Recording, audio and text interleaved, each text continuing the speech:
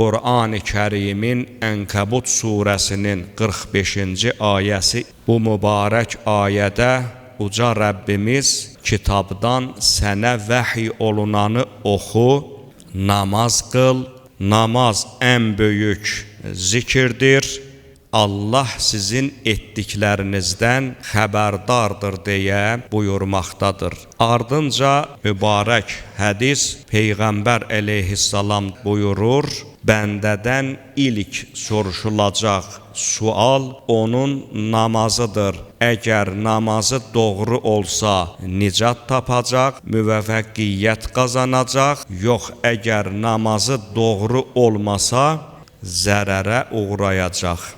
Həm qeyd etdiyim ayədə və həm də qeyd etdiyimiz bu mübarək hədisdə bir neçə mühüm incəlik özünü göstərir. Əvvəl o incəlikləri sizin diqqətinizə çatdıraq, ondan sonra digər mətləblərə də aydınlıq gətirək. Diqqət etdinizsə, Uca Rəbbimiz ayədə utlu mə ileykə mə uhiyə ileykə minəl kitabi və əqimis salat. Kitabdan sənə vəhy olunanı oxu və əqimis salatə və namazı qıl.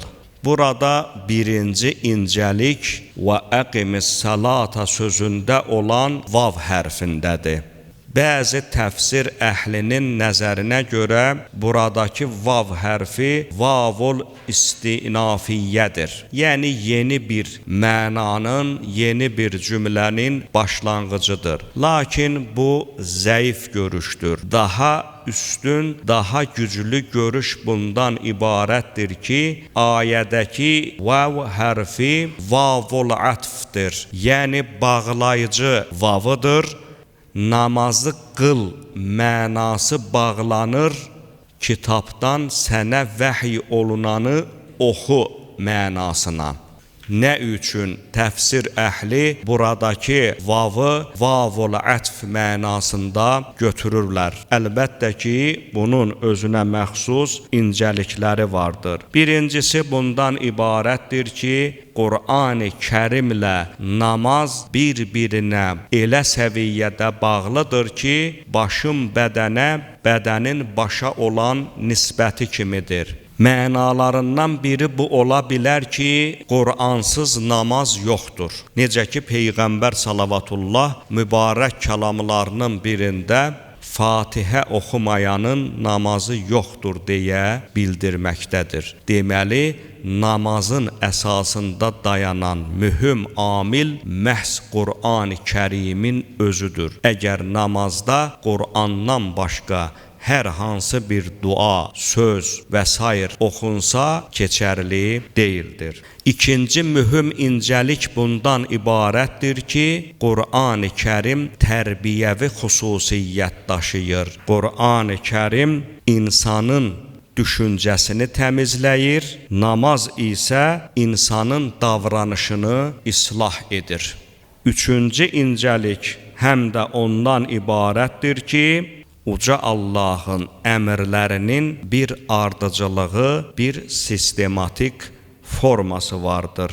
Qur'anı oxumalıyıq, tilavət etməliyik, mənaları haqqında yaxşıca düşünməliyik ki, namazımız da keçərli olsun. Əgər oxuduqlarımızın bir mənası yoxdursa, əgər Qur'anı düzgün şəkildə oxuyub başa düşməmişiksə, deməli qıldığımız namazın da bir dəyəri olmayacaqdır. Ayədə diqqəti çəkən digər bir incəlik fikir verdinizsə, Vallahu ya'lemu ma təsna'un ifadəsidir.